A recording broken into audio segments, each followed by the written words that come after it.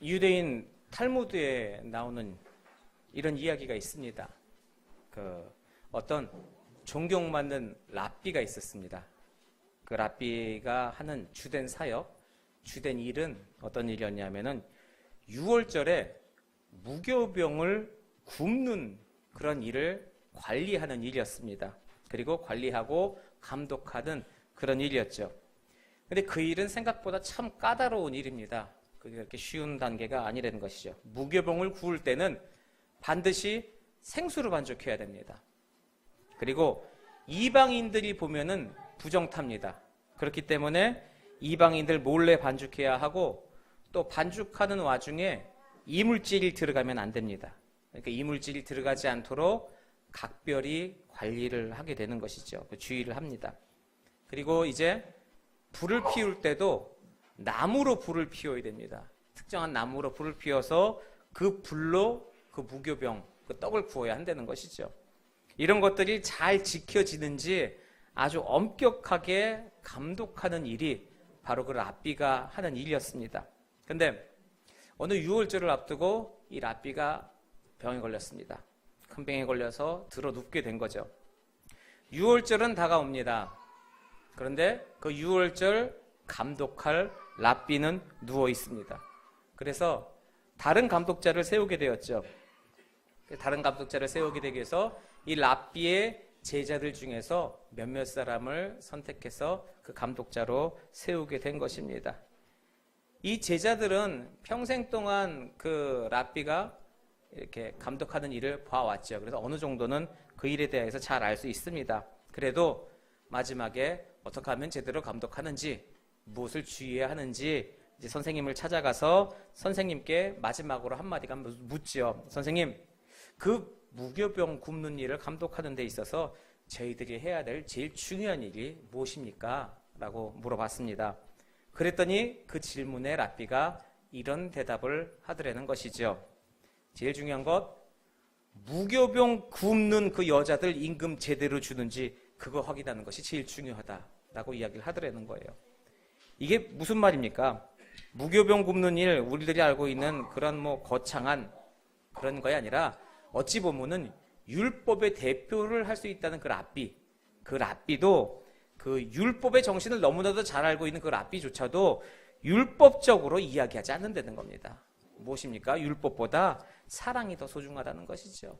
사랑으로 베푸는 것이 더 소중하다고 탈무드에 이야기하고 있습니다.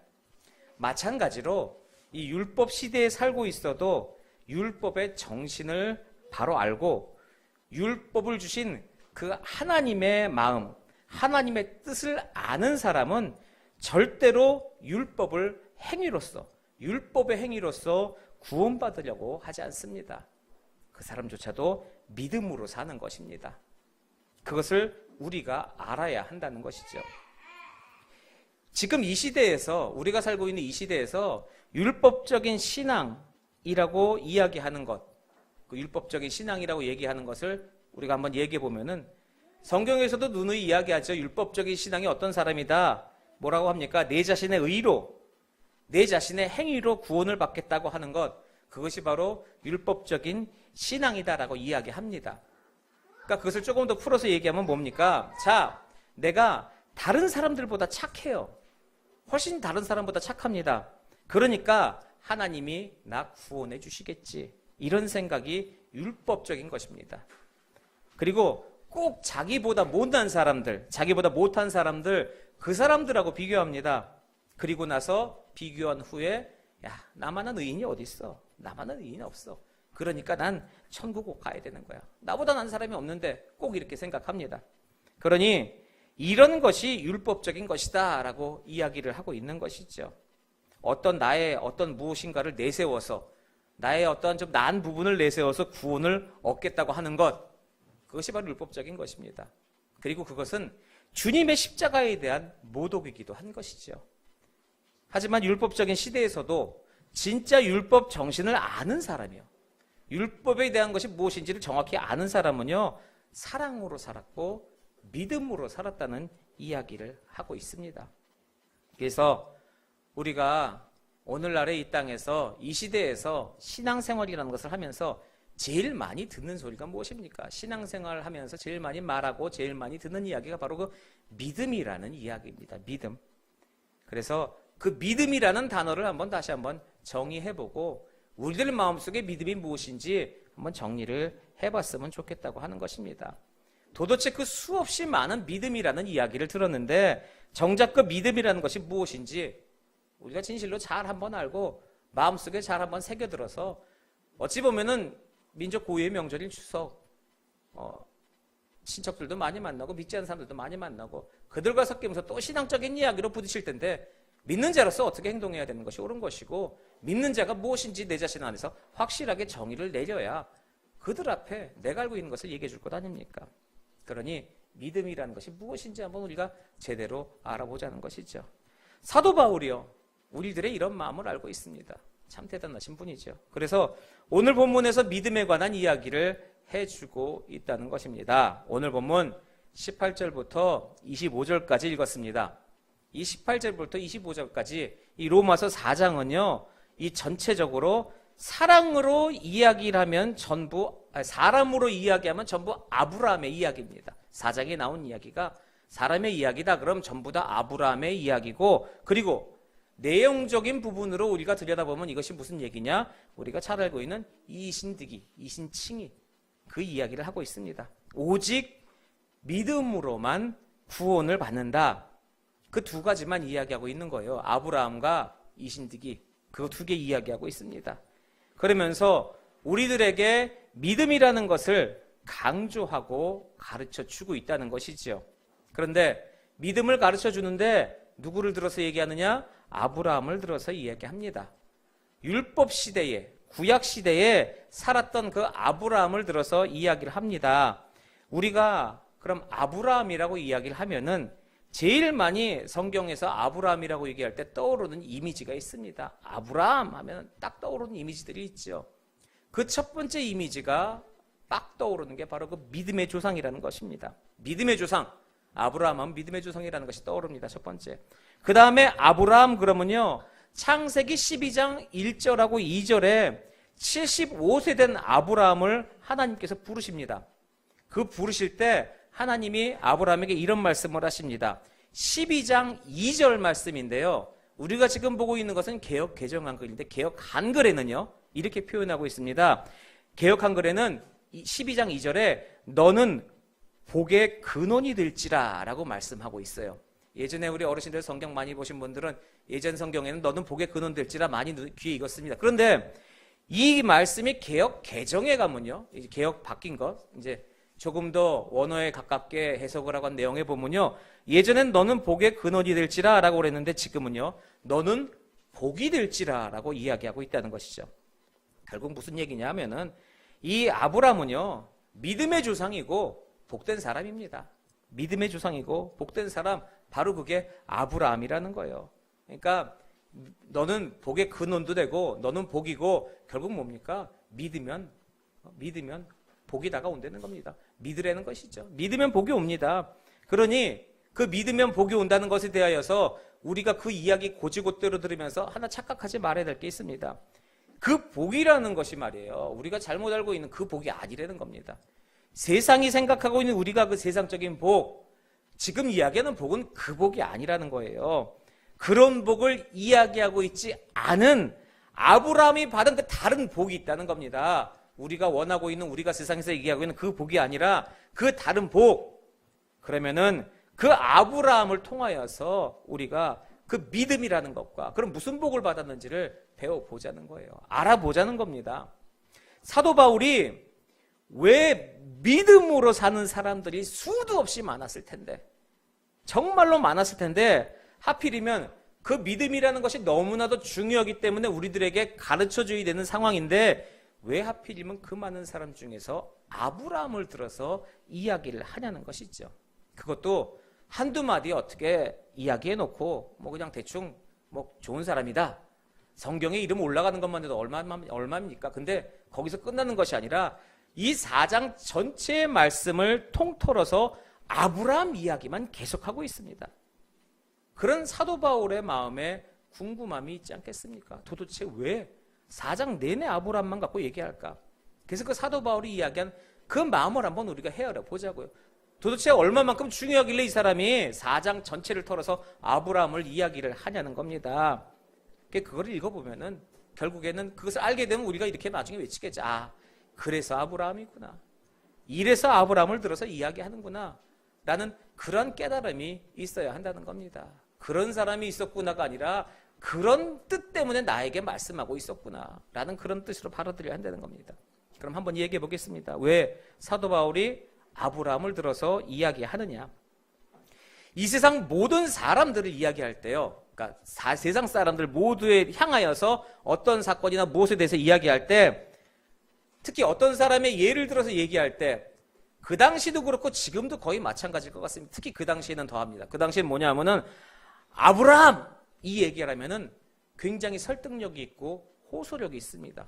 그만큼 집중시킬 수 있는 그러한 이름이라는 것이죠. 왜냐하면은 이 세상에 아브라함을 아는 사람이 제일 많았다는 거예요. 그 당시 사도 바울이 선포할 때 그 당시 세상에는 아브라함을 아는 사람이 제일 많았습니다. 아브라함이라는 사람이 진짜 유명한 사람이라는 거예요. 어찌 보면은 사람 중에 인류 역사상 가장 유명한 사람이 아브라함일지도 모릅니다. 그것도 그럴 것이 창세기 12장 2절 아까 들으신 말씀 창세기 12장 2절에 하나님께서 아브라함에게 복된 약속을 하십니다. 약속을 하시는데 하나님께서 아브라함께 뭐라고 말씀하셨냐면은 내 이름을 창대하게 해주신다라고 말씀을 하셨죠. 그 창대라고 하는 말, 창대케 해준다는 그 창대하는 말은 내 이름을 정말로 소중하게 해주시겠다. 내 이름을 정말로 유명하게 해주시겠다. 내 이름을 존경받게 해주시겠다. 그런 이야기입니다. 아브라함한테 그렇게 약속을 하셨습니다. 그리고 실제로 아브라함은 그런 이름이 되었습니다. 그런 사람이 되었어요. 아브라함보다 유명한 사람이 없습니다. 유명한 이름이 없습니다. 단적인 예를 들어서 한번 설명해 드리겠습니다. 아브라함의 고향이 중동 지방입니다. 그렇죠? 갈대아 우르 중동 지방입니다. 그 중동 지방이요, 지금 약 4,000년 동안 계속 지금 전쟁 중입니다. 지금도 전쟁하고 있습니다. 무슨 전쟁이에요? 유대교하고 이슬람교하고 지금 전쟁하고 있습니다. 자, 그러면은 유대교의 유대인들하고 이슬람교의 이슬람 사람들하고 전쟁을 하는데 그 전쟁의 뿌리가 뭐냐는 거죠. 도대체 뭐 때문에 4,000년 동안 전쟁을 하고 있느냐? 이거 혈통 가지고 전쟁하는 겁니다. 혈통 갖고 싸우고 있는 거예요. 그 혈통이라는 것 때문에 4,000년을 전쟁을 하고 있는다는 겁니다. 아브라함에게는요, 아들이 둘이 있었습니다. 하나는 우리가 이해하기 편하게 적자라고 하죠. 적자. 본처가 낳은 아들 누굽니까? 이삭입니다. 적자 이삭이 있습니다. 그 다음에 첩이 낳은 서자가 있습니다. 그 첩이 낳은 서자가 바로 이스마엘입니다. 그렇게 둘이 있는데 서자가 먼저 태어났습니다. 첩의 자식이 먼저 태어났어요. 이스마엘이 먼저 태어났고 이스마엘이 나이도 많습니다. 자, 그래서 누가 아브라함의 혈통이냐라고 이야기를 하잖아요.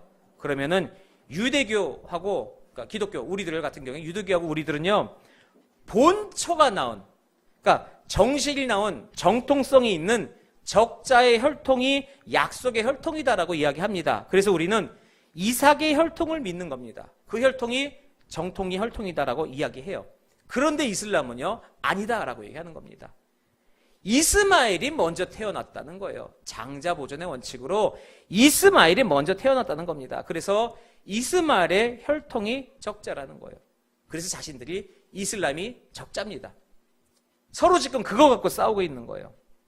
그러니 중동에서는요, 이삭의 후예하고 이스마엘을 후예하고 지금 4,000년 동안 계속해서 전쟁하고 있습니다. 지들끼리 전쟁이 아니라 그것 때문에 파생된 엄청난 일들이 많이 생겼잖아요. 지금도 전쟁 중입니다.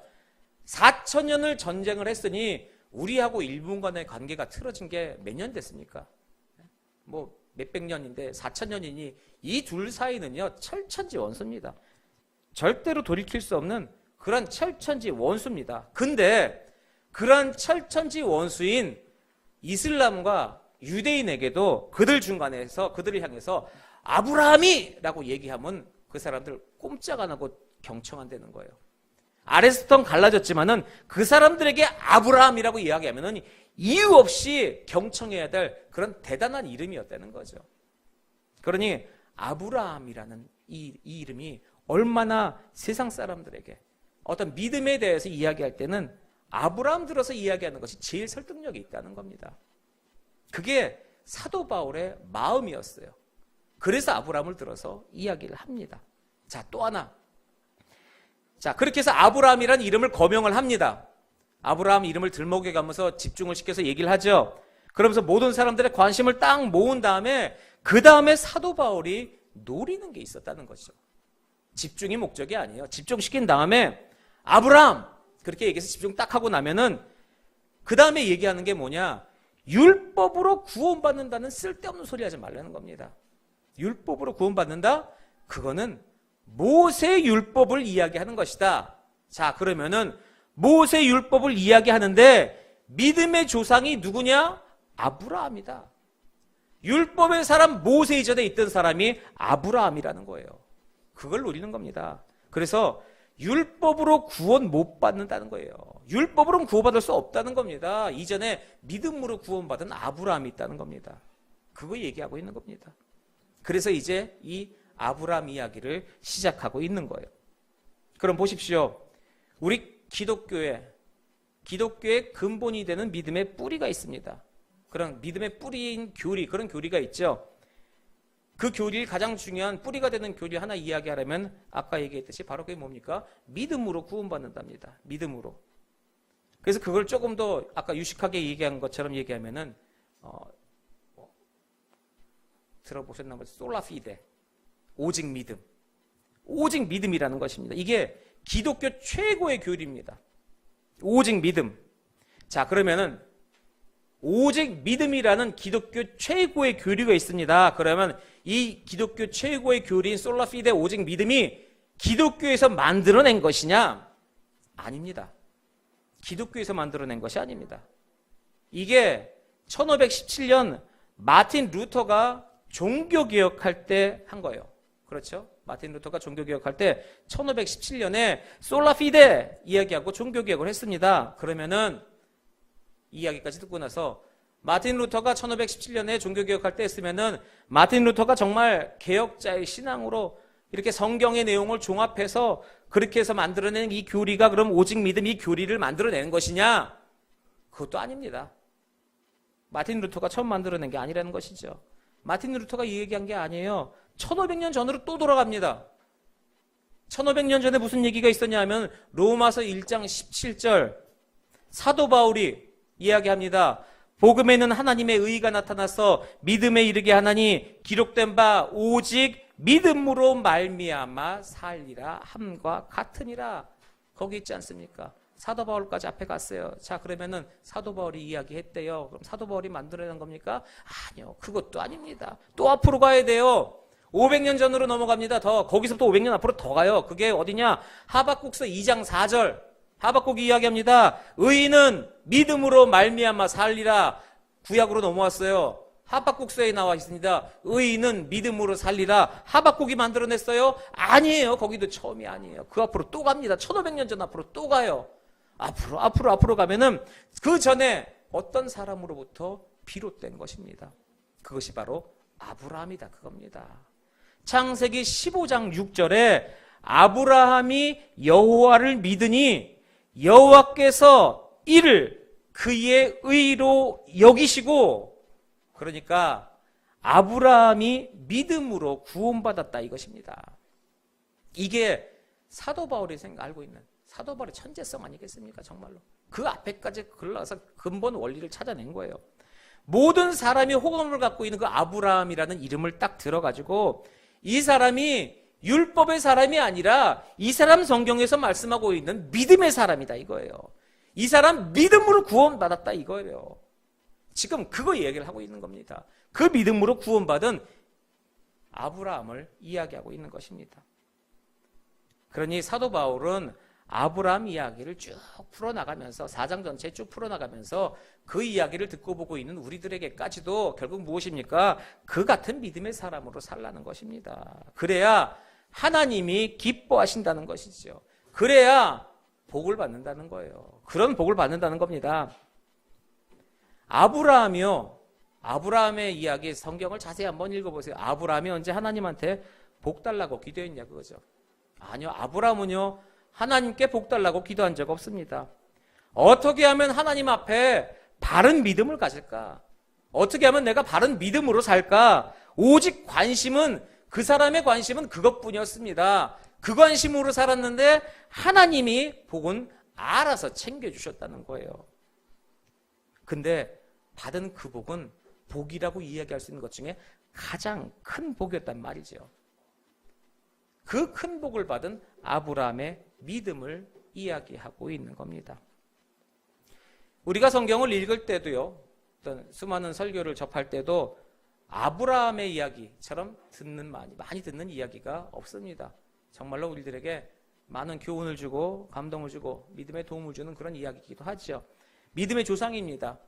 그렇게 수많은 설교와 성경의 말씀의 이야기를 듣고 있습니다. 그런데 많이 듣는 그 아브라함의 믿음이라는 게 도대체 어떤 믿음이냐는 것이죠. 좀 전까지도 제가 설명했는데 그러면 그게 어떤 도대체 왜 그게 훌륭한 믿음이냐, 이것에 대한 궁금증도 있어야 합니다. 성경에서 말하고 있는 아브라함의 믿음을요, 3가지 정도로 이야기할 수 있을 것 같아요.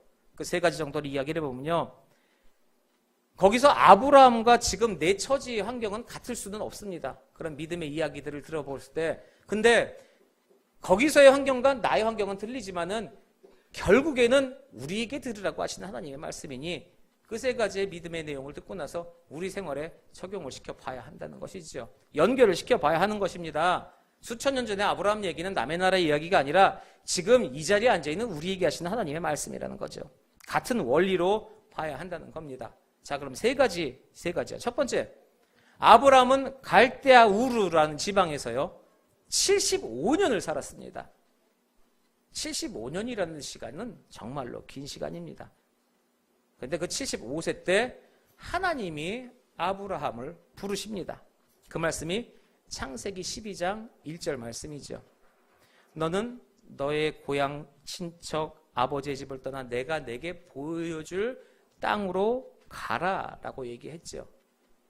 그 개역 한글에는 내가 내게 명할 땅, 즉 그 개역 개정에는 바뀐 거는 내가 내게 보여줄 땅으로 가라 그랬습니다. 자, 거기에 순종했습니다. 아브라함이. 말은 쉬워요. 아브라함이 갈대아 우르에서요 유력자였답니다. 유력자. 말이 좀 어렵죠. 유력자가 뭐냐 하면요, 나이가 75세인데 아브라함은 자식이 없어요. 자식은 없는데요, 그 유력자라는 말을 씁니다. 유력자라는 표현은요, 돈 많고 권력 있고 명예 있고 이 3가지를 다 갖고 있는 사람을 유력자라고 이야기합니다. 그러면 아브라함은 유력자였어요. 돈 많고 권력 있고 명예 있고 75세에 75세의 유력자인데 떠나겠습니까? 떠나시겠냐고요. 내가 아브라함이면 떠나겠냐고요. 75이에요. 75세 깽깽이 꼬부랑 깽깽이 할아버지가 다 이뤄놓고 다 갖고 있는데 그거 다 버리고 떠나려면 떠나겠냐 이겁니다. 그리고 하나님께서요 떠나라고 얘기하시면서 행선지, 목적지요 말씀 안 해주셨습니다. 그냥 야 부산 가. 지금부터 부산 준비해서 지금부터 부산으로 출발! 이래갖고 목적지 알려줘서 글로 가는 게 아니에요. 내가 내게 보여줄, 내가 내게 지시할 그 땅으로 가라는, 보여줄 땅입니다. 보여준 땅도 아니에요. 보여줄 땅. 알 바 없다는 거예요. 알 필요 없다는 거예요. 그냥 일단 출발해라. 가면서 내가 천천히 알려줄게. 그 이야기하고 있는데 그 말씀을 아브라함은 훌륭한 믿음으로 믿고 출발하는 것으로 이야기하고 있습니다. 그래서 히브리서 11장 8절에 그 아브라함을 가리켜서 뭐라고 얘기하냐면요, 갈 바를 알지 못하고 갔다라고 그랬습니다. 계획 없이 출발한 겁니다. 여행 가시는 분들 중에서 철저한 계획 없이는 출발 안 하시는 분들이 있어요. 제가 좀 그렇습니다. 기왕이면 동선도 좀 있고 그렇게 하는 게 좋지 않을까. 가서 고생하는 것보다 기왕이면 여행은 고생하기 위해 가는 것이 아니라 쉬기 위하여 가는 것이 원래 여행이라는 모토가 있기 때문에 저 같은 사람이면 출발 못합니다. 그냥 이거 그거요. 가자! 그래서 집 사고 그냥 가면서 어디로? 이겁니다. 정말로. 근데 가겠냐고요. 놀러 가는 거 아니에요. 그냥 빠이빠이 떠나려는 건데 75세라는 사람이 그동안 이루어놓은 것을 다 버리고 하나님이 말씀하신다고 해서 그것을 버리고 떠나겠냐는 거예요. 그럼 이거는 상식 밖의 일입니다. 어느 누구 길 가는 누구를 붙잡고 나서 얘기해도 상식 밖의 일이에요. 근데 이 상식 밖의 일을 아브라함은 했습니다. 그러니 그 아브라함을 제정신으로 볼 사람은 아무도 없었겠죠. 자, 그 큰 결심하고 떠난다고 사람들이 옆에서 박수 쳐주고 오 대단해 그렇겠어요? 다들 지나가는 거 쳐다보고 이러면서 혀끌끌 차고 에휴 마누라만 불쌍하지 자식이 문제야 아버지가 마시가 갖고 저렇게 가자고 해서 가는데 다들 안 그랬겠냐고요. 그 소리가 안 들렸겠냐고요. 옆에서 수근수근 대는 소리가.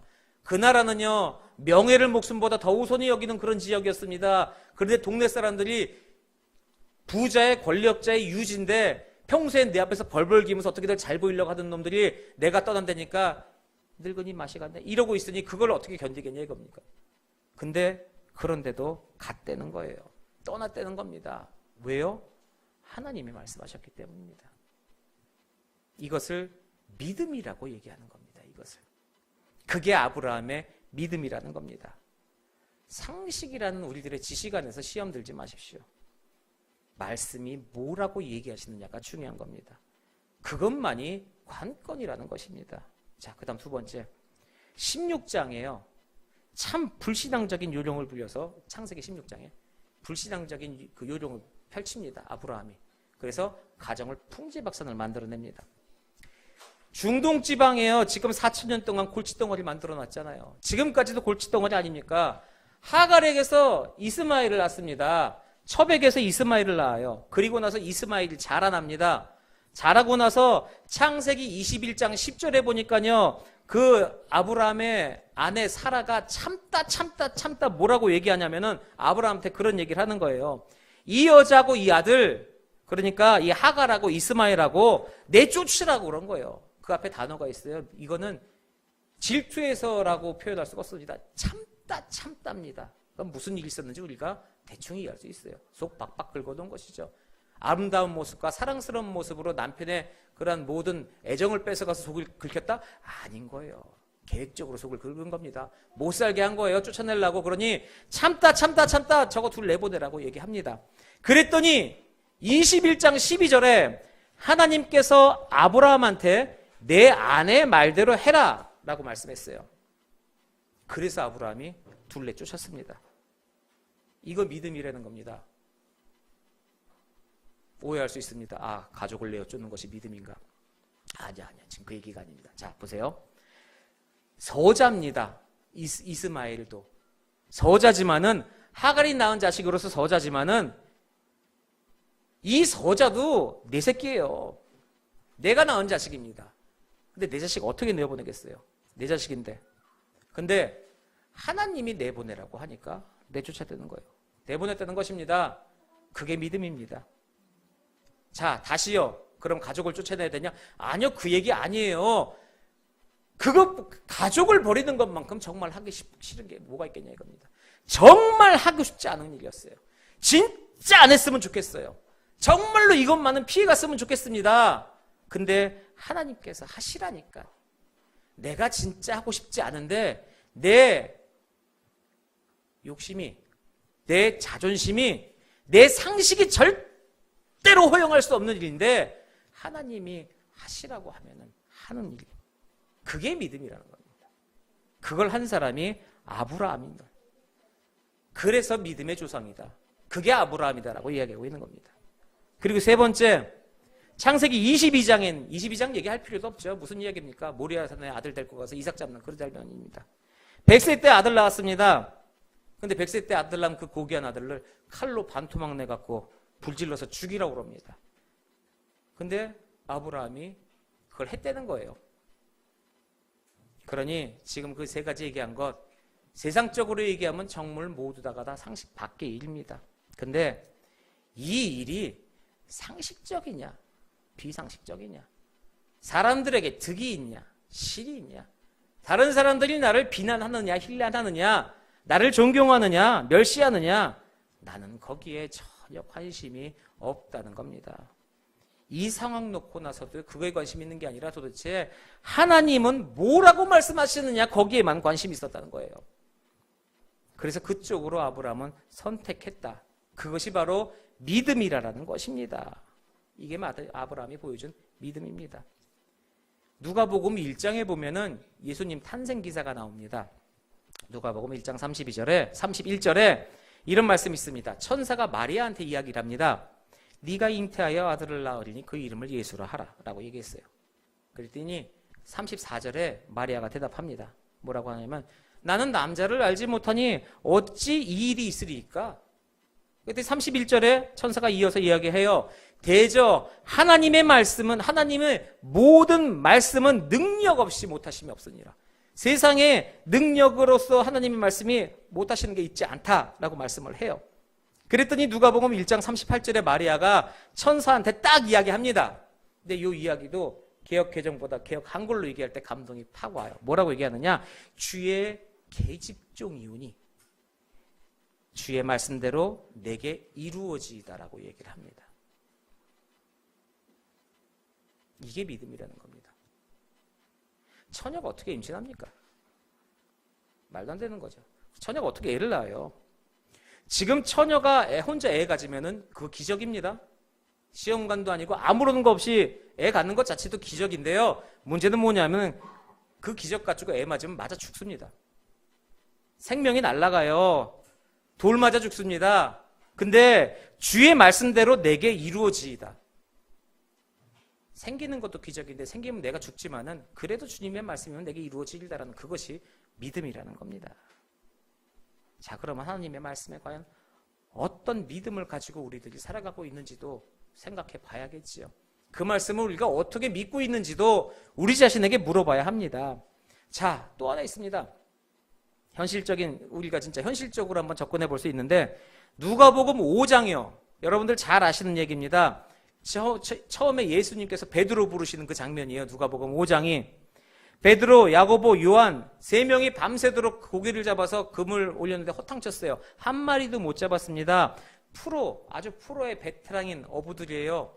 그 어부들이 밤새도록 잡다가 못 잡고 허탕쳐서 이제 금을 대충 걷어놓고 쉬는 시간이에요. 거의 일 끝냈습니다. 접어 해서 정리하는 그런 시간이에요. 근데 예수님께서 오셔서 배 잠깐 빌려 쓰셨습니다. 배 빌려 쓰시고 나서 베드로한테 딱 하신다는 말씀이 뭐라고 그러냐 하면은 깊은 데로 가서 그물을 내려라. 누가복음 5장 4절에 말씀을 하시죠. 그랬더니 5절에요. 바로 5절에 베드로가 뭐라고 하냐고 하면은 예수님한테 선생님, 내가 밤이 새도록 수고하였지만 그래도 잡은 것이 없지만 그 다음에 희한한 소리를 해요. 내가 밤새도록 수고하여 잡은 것이 없지만 말씀에 의지하여 내가 그물을 내리리이다 하고 딱 그런 소리를 한다는 겁니다. 자, 잘 들어보세요. 이게 베드로의 어떤 마음이냐 이거예요. 베드로가 어떤 마음으로 지금 이런 말씀을 드렸느냐? 두 가지 생각해 볼 수 있습니다. 여러분도 한번 선택을 해보세요. 첫 번째 뭐냐? 자, 예수님께서 깊은 곳에 그물 내리라고 말씀하셨어요. 그랬더니 베드로가 이제 얘기합니다. 주님이 잡으라고 말씀하셨으니까 이거는 틀림없이 잡힐 것입니다. 주여 믿습니다. 그리고 나가서 그물을 던졌다. 요거는 요즘에 유행하는 웹툰과 같은 이야기입니다. 만화 같은 이야기예요. 절대로 있을 수 없는 얘기입니다. 그럼 두 번째 뭡니까? 깊은 곳 가서 그물 내리라고 얘기를 하셨어요. 그랬더니 베드로가 마음속에 딱 생각하고 있는 것은 이겁니다. 뭐냐? 아이고 못 잡을 것 뻔한데 가서 해봤는데 없었는데 아이고 가봐야 허당인데 생각하면서 그래도 말씀하셨으니까 제가 가겠습니다. 그러고 간 겁니다. 아마 제 생각엔 두 번째가 맞는 것 같아요. 그 믿음으로 간 거예요. 가는데 분명히 없었어요. 가봐야 허탕쳐요. 근데도 예수님이 가래요. 가봐야 없을 것 뻔해요. 근데도 가래니까 그래도 가래니까 내가 갈게요. 그리고 그 말 듣고 가는 거예요. 잡을 줄 알고 가는 게 무슨 믿음입니까? 잡을 줄 알고 가는 건 믿음 아닙니다. 그것은요, 우리가 얘기하는 상식입니다. 우리가 알고 있는 지식입니다. 상식이고 경험입니다. 내가 밤새도록 고생하고 허탕을 쳤는데 주님께서 말씀하시니까 제가 가겠습니다. 그게 믿음이라는 겁니다. 그게 그리고 말씀의 가치고 말씀의 힘입니다. 그렇게 믿어야 한다는 거죠. 이게 아브라함의 믿음이고 이게 베드로가 보여주는 믿음의 가치라는 겁니다. 이 믿음 앞에서 우리가 잘 생각해 보라는 겁니다. 이 시대 살아가는 우리가 바라보면 이 시대가 얼마나 혼탁합니까? 우리도 그렇게 보지 않습니까? 영적으로도 혼탁하고 세상적으로도 혼탁합니다. 그리고 사람들이요, 믿음이라는 말을요, 진짜 믿음 아닌 이야기를 가지고 믿음이라고 태연하게 이야기합니다. 잘 들으세요. 신념 가지고 하지 마시고요, 신앙으로 하셔야 됩니다. 신념 내세우지 마십시오. 신앙입니다. 그게 믿음입니다. 신념은 믿음 아닙니다. 자, 신념이 무엇입니까? 신념이요, 나 믿는 겁니다. 내 소신입니다. 내 고집입니다. 말씀에 근거하지도 않고 자기 신념과 욕심 앞세워서 그걸 믿음이라고 얘기하지 마세요. 그걸 신앙이라고 얘기하지 마세요. 모두가 다 내 고집이고 내 생각이죠. 하나님이 말씀하시는 거, 신앙이 뭡니까? 우리들의 믿음의 대상인 그분, 우리에게는 하나님 아닙니까? 그 믿음의 대상이신 하나님께서 내어주신 그 뜻, 그 가르침, 그거를 따르는 것, 믿고 따르는 것, 그것이 신앙입니다. 믿음에는요, 근거 있어야 됩니다. 내가 뭘 믿는다면요, 왜, 뭘 믿느냐? 어디서, 뭘 보고 믿느냐? 그겁니다. 그러면 믿음에 대해서 우리가 뭐라고 얘기하겠어요? 우리 얘기할 것 하나밖에 없습니다. 보셨습니까? 못 봤잖아요. 근데 우리는 믿다고 얘기할 수 있어요. 근거를. 왜? 하나님이 말씀하셨으니까. 하나님이 말씀하셨으니까 하나님이 모든 것 책임지세요. 그 믿음으로 나아가라는 겁니다. 그러니 그런 믿음 생활한 아브라함 참 대단하죠. 어떻게 범접하겠습니까? 그런데 그 아브라함에게도 허물이 있었다는 거죠. 저희가 똑같습니다. 별로 대단한 사람도 아니에요. 알고 보면은. 성경에서 그것도 이야기하고 있잖아요. 대표적인 것, 아까도 3개 됐으니까 딱 3개 알려드릴게요. 첫 번째 창세기 12장에 먹을 게 없어서 이제 애굽으로 피신을 가요. 피난을 갑니다. 그러면서 피난 가면서 무슨 얘기를 하냐면 자기 아내 사라한테 이야기를 하는데 사라가 엄청나게 이뻤다고 해요. 진짜 이뻤다고 합니다. 사라한테 이야기를 합니다. 뭐라고 얘기하냐면은 야, 우리 애굽으로 피난 가는데 여기 이제 들어가게 되면은 너 내 아내라고 얘기하지 말아라. 내 누이라고 얘기해라. 만약에 네가 내 아내라고 얘기하면은 쟤네들이 나 잡아 죽인다. 남편 있는 여자 남편 죽여갖고 너 데리고 가서 잡아가니까 네가 내 아내라고 얘기하면 나 죽는다. 그러니까 아내라고 얘기하지 말고 누이라고 얘기하라. 그게 네가 나에게 베풀 수 있는 큰 은혜다. 그러니까 아내라고 하지 말고 누이라고 얘기해라. 이렇게 얘기를 해버려요. 근데요, 진짜 이복 누이입니다. 배다른 동생이에요. 사례가 남이 아니에요. 근데 진짜 이복 누이라고 하더라도 이거요, 아주 큰 거짓말입니다. 이복 누이 데리고 사는 게 아니잖아요. 지금 아내잖아요. 아내. 치사한 말이에요. 거짓말이에요. 자기 살기 위해서 치사한 거짓말하고 있습니다. 그렇게 해서 들어갔는데 들어가서 바로가 한눈에 사라한테 뿅 가갖고 사라를 뺏어갑니다. 빼앗겨요. 보는 앞에서 자기 살라고. 그래 바로의 궁에 잡혀 들어갔는데 하나님이 바로한테 큰 재앙 내립니다. 그래서 바로가 바로 정신 차립니다. 그리고 나오죠. 그리고 나서 아브라함한테 얘기해요. 너 나한테 거짓말하냐 이놈아? 왜 네 아내인데 내 누이라고 얘기를 해? 그러면서 풀어줘요. 그 모습 보세요. 아브라함도 우리하고 똑같습니다. 비겁할 땐 비겁해요. 두려움 앞에서는 자기 살려고 몸부림치는 그런 사람이었어요. 우리랑 별 차이가 없습니다. 어찌 보면은 정말로 요즘 얘기하면 쫄보의 치사에 아이고 정말로 놓친네, 아무것도 내세울 것 없는 쪼글쪼글한 정말 그런 사람인 거예요. 아무것도 아니에요. 자, 그리고 두 번째 16장에 아까도 말씀드렸지만 하나님이 아들 주신다고 그랬잖아요. 하나님이 주신다고 그랬으면 그것 좀 기다리지. 믿고 기다리지. 그거 못 기다려요. 인간적인 요령, 세상적인 방법을 들여다 씁니다. 첩한테 자식 낳습니다. 하지 말았어야죠. 하나님이 주신다면 하지 말았어야죠. 인간적인 욕심과 인간적인 방법이 내세운 결과가 뭡니까? 그 불신앙적인 요소가 낸 나중에 씨앗이 뭐예요? 4,000년 동안 지금 이 난리 나고 있지 않습니까? 똑같아요. 다른 거 없어요. 하나님 못 믿어요. 의지하지 못해요. 사람 방법으로 해결하려고 해요. 우리랑 똑같습니다. 세 번째요. 아들 주신다고 누누이 말씀하셨는데 창세기 17장 17절에 보니까요.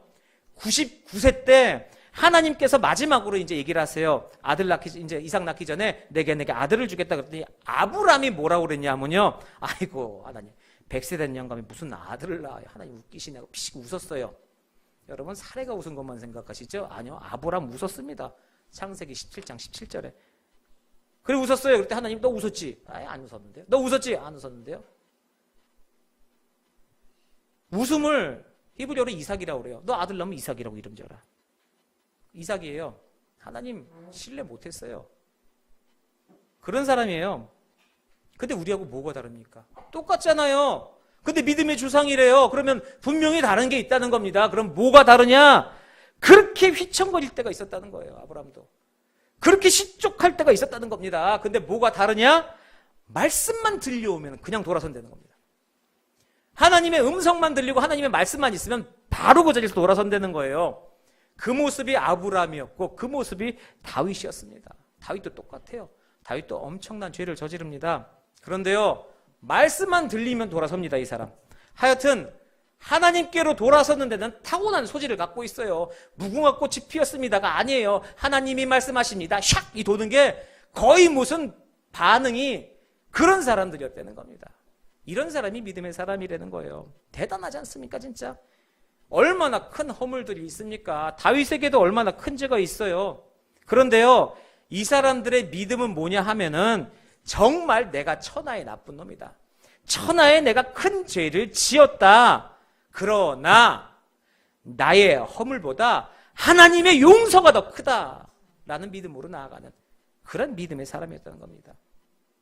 요거 얘기하니까 생각나는 사람 있지 않으세요? 탕자도 대단한 사람입니다. 집 나간 것만 생각하고 뭐 저런 쓰레기 같은 하지만은 마지막에 돌아와서 아버지 앞에 돌아올 때 그 믿음과 그 모습을 보십시오. 정말로 훌륭한 믿음을 갖고 있는 사람이에요. 그렇게 천하에 못된 집을 했지만 마지막엔 뭡니까? 내가 아버지의 용서, 아버지의 사랑이 더 크다라는 마음으로 그 믿음으로 돌아온 것 아니에요. 그거 못 믿었으면요, 그냥 주염 열매 주워 먹다 그거 떨어지면 거기서 굶어 죽었어야 돼요. 도둑질하고 비러질하다가 맞아 죽었어야 됩니다. 하지만 힘들어서 돌아온 게 아니라 아버지의 사랑을 알고 깨달아서 돌아온 거예요. 이런 나지만 가면은 아버지께서 받아주시지 않으실까 하는 믿음으로 온 겁니다. 그러니 오늘 본문 로마서 4장 20절을 한번 보세요. 아브라함의 믿음을 이야기하고 있습니다. 믿음이 견고하여져서라고 이야기하고 있어요. 여기서 견고라고 하는 것은요, 금요 심야 예배에 들어와서 주여 주여 3시간 동안 열심히 기도해서 견고해진 거 아니고요. 보따리 싸서 주말마다 산기도 올라가서 열심히 삼각산 올라가서 비닐로 뒤집어 쓰고 열심히 심야 기도, 밤 기도, 금식 기도해서 그래서 견고해진 것이 아닙니다. 왜 견고해졌냐고요? 실족했다가 돌아와서 견고해진 겁니다. 비 온 뒤에 땅이 굳어진다는 그런 이야기라는 것이죠. 이렇게 해서 새롭게 거듭나서 믿음으로 무장해 나가는 겁니다. 이게 아브라함의 믿음이었다. 로마서 5장 20절에 이렇게 얘기합니다. 죄가 더한 곳에 은혜가 더욱 넘쳤다. 이럴 때 두고 하는 말입니다. 이럴 때. 딴 데 되는 소리가 아니라 이럴 때 되는 겁니다. 계속해서 죄 지면서 죄악 가운데 뒹굴뒹굴하면서 죄가 많은 곳에 은혜가 많으니까 난 여기 있을 거야. 그런데 비유하는 얘기가 아닙니다. 이렇게 돌이키는 사람, 죄 있는 곳에 내가 발을 디뎠어도 하나님의 음성이 들리는 순간 딱 뒤집어쓰는 그 터닝 포인트를 돌았을 줄 아는 그런 사람들에게 죄 있는 곳에 은혜가 가득하다고 얘기하는 겁니다. 이게 아브라함이라는 사람의 이야기. 이게 믿음의 사람인 아브라함의 믿음입니다. 그럼 한마디로 종합해서 아브라함은 어떤 사람이냐? 그거 결론 내려보라면요, 오늘 보면 20절, 21절에 있는 이야기입니다. 뭡니까? 약속의 사람이라는 거예요. 약속의 사람. 약속 뭡니까? 하나님의 말씀 약속입니다. 하나님의 말씀 약속 아닙니까? 새 약속이 있고 옛 약속이 있고 구약, 신약, 옛날 약속, 새로운 약속 다 하나님의 약속이에요. 그 약속으로 산 사람이 바로 아브라함이라는 겁니다. 오직 이 약속으로 살아가는 이 사람을 가르쳐서 믿음의 사람이라고 이야기합니다. 믿음의 조상이라고 이야기합니다. 그러니 약속이 얼마나 중요한 거냐는 이야기죠. 우리가 말하는 하나님과의 약속이 있습니다. 그런데 일반적으로 그냥 세상 사람들끼리 얘기할 때도 약속은 정말 중요한 겁니다. 예를 들어 사람 어떻게 평가할 때요. 한 사람을 평가할 때 그 사람의 자랑거리, 그 사람이 귀한 일을 한 것들, 그 사람들의 뭐 이렇게 놀라운 것들, 이런 것들을 이야기할 때 전부 약속 근거에서 표현합니다. 뭐라고 얘기하냐면 참 저 사람 귀한 사람이다. 참 저 사람 대단한 사람, 소중한 사람이다라고 얘기할 때 뭐라고 얘기하냐면은 그 사람 가르쳐서 신용 있는 사람이라고 합니다. 신이 있다고 얘기합니다. 약속이 있는 사람, 신용 있다, 신이 있다가 최고의 찬사입니다. 그만큼 약속이라는 게 중요한 거예요. 그런데 세상에서도 그런데 하물며 하나님과의 약속을 어떻게 해야 하느냐의 그 이야기를 아브라함이 우리에게 지금 가르쳐주고 있는 겁니다. 그 아브라함한테서 그 약속 배우라는 겁니다. 20절 말씀에 있지 않습니까? 약속을 의심하지 말고 21절 말씀에 그 약속 확신하면서 살았답니다. 22절 말씀에 그래서 이 사람을 의롭다 했다는 겁니다. 그 말씀의 신앙에 살라고 이야기하는 것이죠. 의심하지 마십시오. 상식 밖의 일이라고 하더라도 그냥 그렇게 말씀하시면 그 길 가는 겁니다. 아무리 생각해봐도 답 안 나오고 이거는 무슨 화약을 쥐고 불구덩이를 뛰어들어가는 게 낫지 이게 뭐냐 하더라도 가려면 가는 겁니다. 내가 화약인지 알고 지고 들어갔는데 그 화약 아닐 수 있습니다. 예전에 말씀드렸잖아요. 비행기에서 낙하산인 줄 알고 메고 떨어졌는데 보이스카우트 학생 가방 메고 내려온 그 국회의원 이야기. 돌아보세요. 내가 메고 있는 게 화약 맞나? 아니요. 하나님의 놀라운 소화기를 우리 등에 메어주시고 뛰어들어가라고 말씀하실 수도 있습니다. 여러분들의 상식과 여러분들의 생각으로 가지 마십시오. 자, 결론적으로 이야기합니다. 24절에 이야기하고 있죠. 결론적으로. 자, 죽었다 살아난 이야기가 있어요. 그러면은 죽었다 살아난 이야기를 들으면서 너희들의 믿음을 바르게 하라는 그런 결론적인 말씀이 되겠습니다. 그래서 사도 바울이 진심을 토로합니다. 이제 우리들에게. 23절에서 이야기를 해요. 23절에 뭐라고 얘기하느냐? 지금 내가 4장 내내 아브라함을 이야기했는데 내가 할 일이 없어서, 내가 시간이 많아서, 내가 아브라함 자랑하려고 지금 너희들한테 이런 얘기를 하는 줄 아냐. 그겁니다. 23절 얘기가. 23절 우리 이야기다 그겁니다. 우리 이야기. 이게 우리 이야기가 되어야 한다는 겁니다. 4절 내내 아브라함 게 아브라함이 아니라 네 이름 놓고 너다 그겁니다. 그렇게 23절에 이야기합니다. 그리고 나서 죽음을 이야기를 하는 거예요. 자, 그러면 어떤 죽음의 사건이 우리가 의롭다 함을 받느냐? 뭐 누구나 알지 않습니까? 뻔한 사건 아닙니까? 누구의 죽음으로 우리가 의롭다함을 얻었습니까? 바로 예수님의 십자가 사건이죠. 예수님이 죽었다 살아난 그 사건. 근데 그 사건을 실제적인 모형인 일이, 아주 그 귀한 일이 있었다는 겁니다. 그게 창세기 22장의 모리아산 사건입니다. 이것을 아브라함이 겪었다는 거예요. 그래서 그 이야기를 하고 있는 겁니다. 이 두 이야기를 보면요, 예수님의 이야기와 모리아산 이야기를 보면은 아주 흡사한 사건이 많습니다. 흡사한 면이 많이 있어요. 그 두 가지 이야기에서 우리가 공통적으로 배울 것들이 있습니다.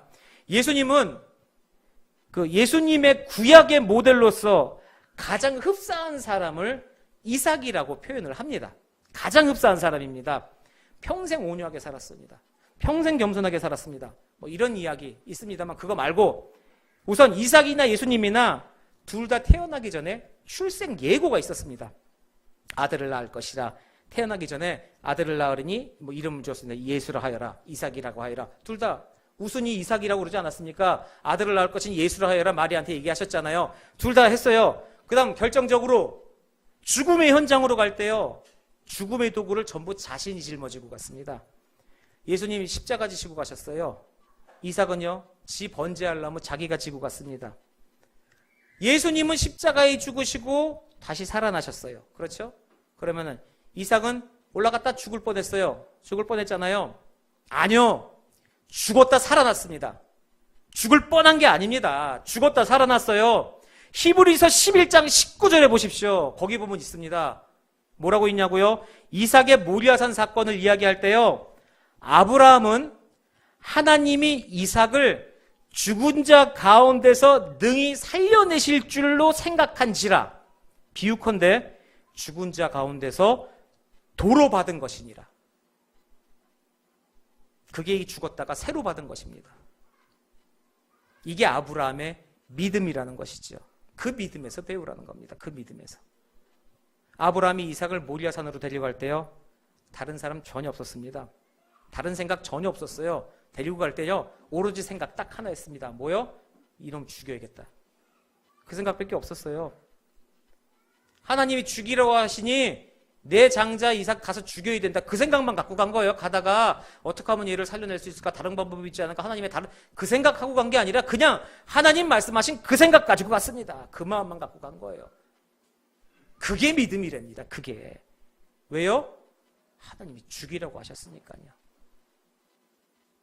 이걸 믿음이라고 하는 겁니다. 그러니 아브라함의 믿음은 뭡니까? 죽은 자를 살리신 그 기억을, 그 기적을 체험하고 난 다음에 믿은 것이 아니라 죽은 자를 살리시는 하나님을 믿고 난 다음에 기적을 체험했다는 겁니다. 정확하게 아십시오. 그래서 그 믿음으로 살아야 한다는 겁니다. 이렇게 새 생명을 얻는 것을 이 아브라함이 믿음으로 얻지 않았느냐, 믿음으로. 우리에게는 뭐가 있습니까? 예수님의 십자가가 있지 않습니까? 그 십자가 앞에서 아브라함의 믿음과 같은 믿음을 가지라는 겁니다. 믿음이라는 거요, 지금 들으신 대로 하나님 말씀에 대한 바른 응답만이 믿음입니다. 그걸 솔라피데라고 하고 오직 믿음이라고 하죠. 그것만이 믿음입니다. 믿는다, 내가 믿는다, 함부로 얘기하지 마십시오. 어떤 말씀에 근거해서 믿는지 그렇게 말씀하셔야 되는 겁니다. 내가 주님을 믿는 믿음 어디서부터 근거한지요? 그냥 추상적인 믿음은요, 나중에 근거가 흔들리면요 떨어져 버립니다. 여러분 왜 믿습니까? 근거가 있어야죠. 그러면 믿음의 가장 기본적인 질문을 제가 하나 해드리겠습니다. 이 질문을 들으시고 제가 이렇게 표현할 때 여러분의 마음에 만약에 합하시다면 그 합한 반응을 한번 보여주시기 바랍니다. 무엇이냐? 오늘 말씀 마지막 절 말씀입니다.